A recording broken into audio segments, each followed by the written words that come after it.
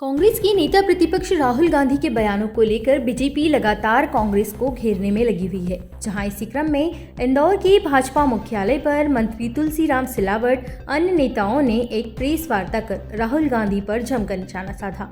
मंत्री सिलावट ने प्रेस वार्ता में कहा कि राहुल गांधी और पूरी कांग्रेस पार्टी संविधान विरोधी है। वहीं उन्होंने कहा कि कांग्रेस का आरक्षण और संविधान डॉक्टर अंबेडकर विरोधी है। कांग्रेस का यही इतिहास रहा है। उन्होंने कहा कि राहुल गांधी ने अपनी हालिया अमेरिका यात्रा के दौरान कहा है कि वह आरक्षण हटा देंगे। ये वही धुन है जो राहुल गांधी का परिवार नेहरू के जमाने से गाता आ रहा है। सिलावट बोले कि कांग्रेस पार्टी ने 57 वर्षों तक देश पर शासन किया, लेकिन इस दौरान उसने अपने राजनीतिक उद्देश्यों को साधने के लिए संवैधानिक प्रक्रियाओं का दुरुपयोग किया और सामाजिक उद्देश्यों की उपेक्षा की।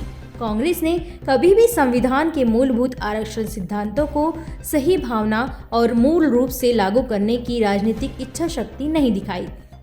इस भाजपा के मंदिर में स्वागत करता हूं, अभिनंदन करता हूं। आज मध्य प्रदेश शासन के कर्मठ जुझारू मंत्री मेरे छोटे भाई गौतम जी, शहर के कर्मठ अध्यक्ष जुझारू अध्यक्ष सम्मानित गौरव जी, कीनू जी, तिवारी जी, कांग्रेस का आरक्षण संविधान डॉक्टर भीमराव अम्बेडकर विरोधी इतिहास रहा है। राहुल गांधी ने अपनी हालिया अमेरिकी यात्रा के दौरान कहा है कि वह आरक्षण हटा देंगे। यही धुन जो राहुल गांधी का परिवार जमाने से गाता आ रहा है।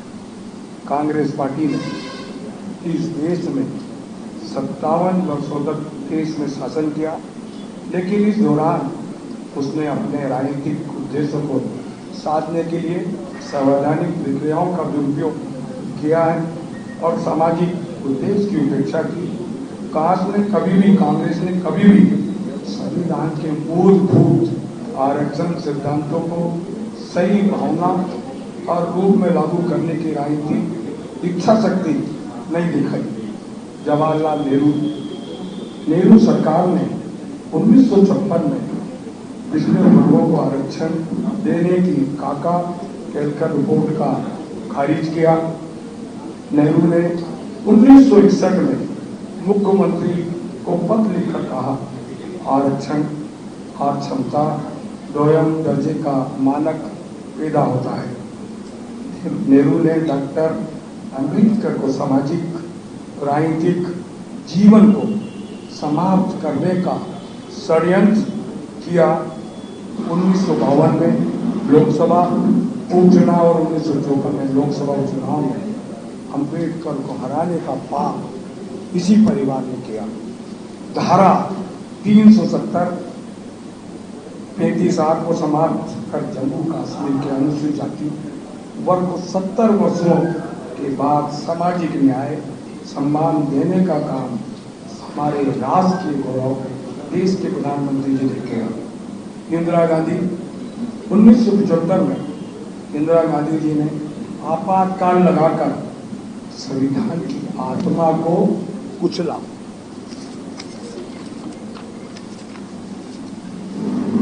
इंदिरा गांधी ने मंडल आयोग की रिपोर्ट को ठंडे बस्तियों में डालकर ओबीसी के आरक्षण में विलंब किया, देरी की।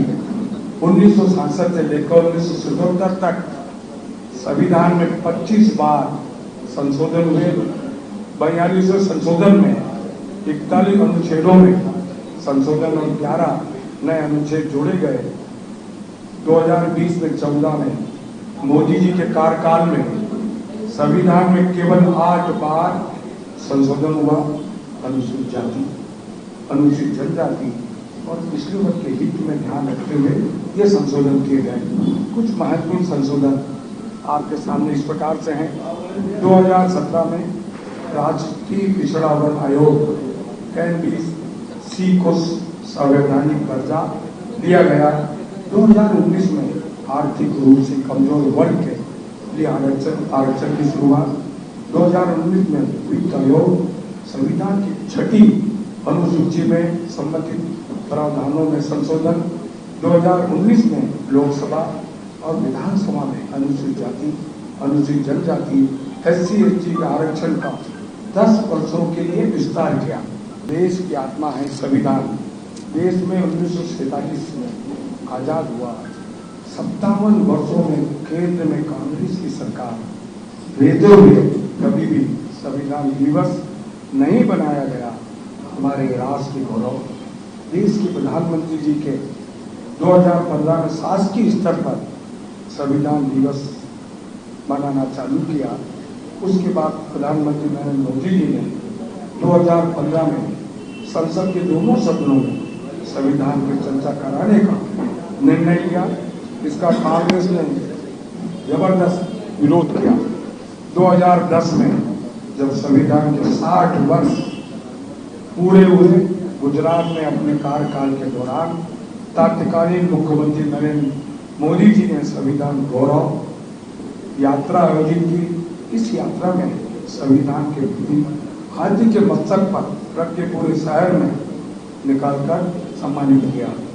आज के संविधान को अपनाने के बाद 90 वोटों पर निर्वाचित सरकारों को बर्खास्त करने के लिए अनुच्छेद 356 का दुरुपयोग किया। इसमें संविधान का मजाक उड़ाया गया। डॉक्टर अंबेडकर और संविधान सभा ने संविधान के धर्म के आरक्षण को मान्यता कभी भी कांग्रेस ने नहीं दी। ओबीसी कोटे में आंध्र प्रदेश में मात्र 4%, केरल में 8%, तमिलनाडु में 3.5 आरक्षण मुस्लिम समुदाय को देकर संविधान का उल्लंघन किया। डॉक्टर भीमराव अंबेडकर जो हमारे राष्ट्र के गौरव है, कांग्रेस ने इनका अपमान किया। कांग्रेस ने अपनी सरकार में कभी बाबा साहब का तेल चित्र संसद में नहीं लगने, उन्हें कभी भारत रत्न देने का विचार नहीं किया। पूर्व प्रधानमंत्री अटल जी वाजपेयी जी ने कल्याण मंत्रालय को सामाजिक न्याय और अधिकारिता मंत्रालय के रूप में बदला। उन्होंने कहा कि असमान समाज में अनुसूचित जाति, अनुसूचित जनजाति और पिछड़े वर्ग अभी भी ऐतिहासिक अक्षमताओं से पीड़ित हैं, जो चाहते हैं सामाजिक न्याय और सशक्तिकरण का केवल कल्याण मंत्रालय नाम बदलकर हमारा ऐतिहासिक निर्णय